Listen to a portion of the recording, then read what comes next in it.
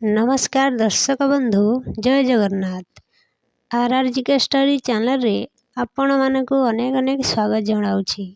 Friends ए video रे आपण मानक पई नै आसीछि किछि इंपोर्टेंट प्रश्नर उत्तर।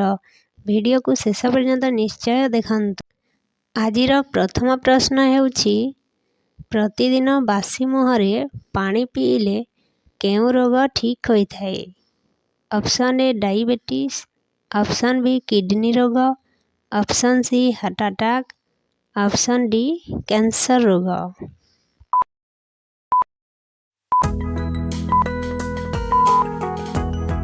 एहार सठिक उत्तर हेउछि ऑप्शन बी किडनी रोग। प्रतिदिन बासी मुहरे पानी पीले किडनी रोग ठीक होइथाय।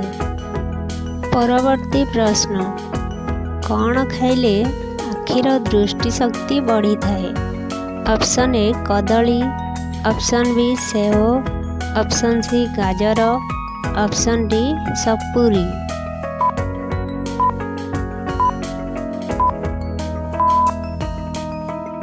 एहार सठिक उत्तर हेउछि ऑप्शन सी गाजर। गाजर खाइले आखिर दृष्टि शक्ति बढ़ी थाए। परवर्ती प्रश्न गरम पानी सहित कौन खाइले कोलेस्ट्रोल रोग ठीक होइथाय। ऑप्शन ए रसुण, ऑप्शन बी जायफल, ऑप्शन सी गोलमरीच, ऑप्शन डी लवंग।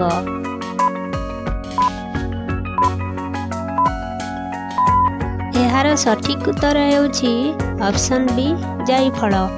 गरम पानी सहित जायफल खाइले कोलेस्ट्रोल रोग ठीक होइथाय। परवर्ती प्रश्न प्रतिदिन अदा खाइबा द्वारा केउ रोग ठीक होइथाय।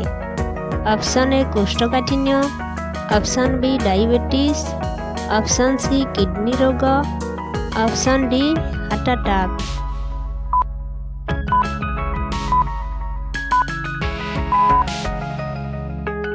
एहार सठिक उत्तर हेउछि ऑप्शन ए कोष्ठकाठिन्य।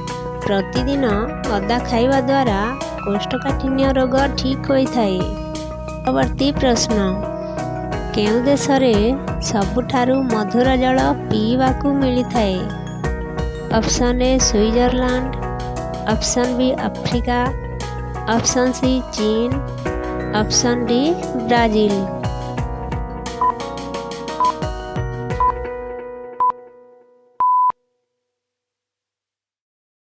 एहार सठिक उत्तर हेउछि ऑप्शन डी ब्राजील। ब्राजील देश रे सबुठारु मधुर जल पीवाकू मिलिथाय।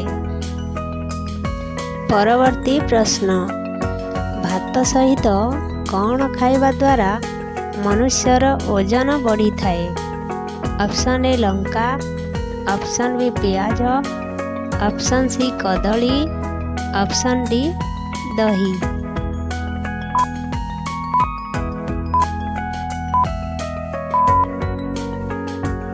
एहार सठिक उत्तर हेउछि ऑप्शन सी कदली। भात सहित कदली खाइबा द्वारा मनुष्यर ओजन बढ़ी थाए। परवर्ती प्रश्न केउ पानी पीवा द्वारा गैस्ट्रिक रोग भल होइथाय। ऑप्शन ए गरम पानी, ऑप्शन बी मेथी पानी, ऑप्शन सी दही पानी, ऑप्शन डी जुआणी पानी।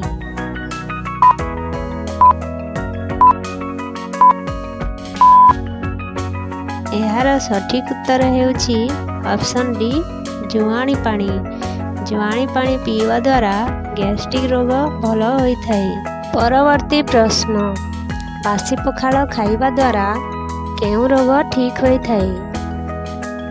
Option A diabetes, option B blood pressure, option C मलकंटक, ऑप्शन डी कबज।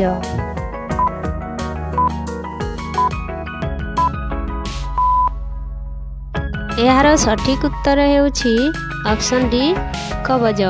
बासी पखाल खाइबा द्वारा कबज रोग ठीक होइथाय। परवर्ती प्रश्न अमृतभंडा रे केउ विटामिन मिलिथाय। Option A vitamin A, option B vitamin B, option C vitamin C, option D vitamin K.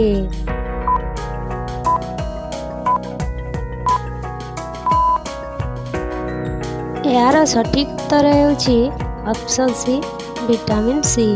ଅମୃତଭଣ୍ଡାରେ vitamin C ମିଳିଥାଏ। ପରବର୍ତ୍ତୀ ପ୍ରଶ୍ନ, ପ୍ରତିଦିନ ସକାଳୁ ଦୌଡ଼ିବା ଦ୍ୱାରା ଶରୀରର କେଉଁ ସମସ୍ୟା ଦୂର ହୋଇଥାଏ?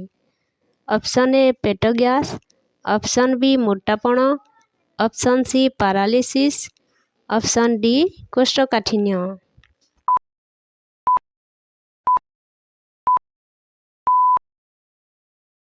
ଏହାର ସଠିକ୍ ଉତ୍ତର ହେଉଛି ଅପସନ୍ ବି ମୋଟାପଣ। ପ୍ରତିଦିନ ସକାଳୁ ଦୌଡ଼ିବା ଦ୍ୱାରା ମୋଟାପଣ ଦୂର ହୋଇଥାଏ। ଭିଡ଼ିଓ ଭଲ ଲାଗିଥିଲେ ଗୋଟିଏ ଲାଇକ୍ କରନ୍ତୁ ଓ ଚ୍ୟାନେଲରେ ନୂଆ ଥିଲେ ଚ୍ୟାନେଲକୁ ସବସ୍କ୍ରାଇବ୍ କରି ବେଲ୍ ଆଇକନ୍କୁ ଦବାଇ ରଖନ୍ତୁ। ଜୟ ଜଗନ୍ନାଥ।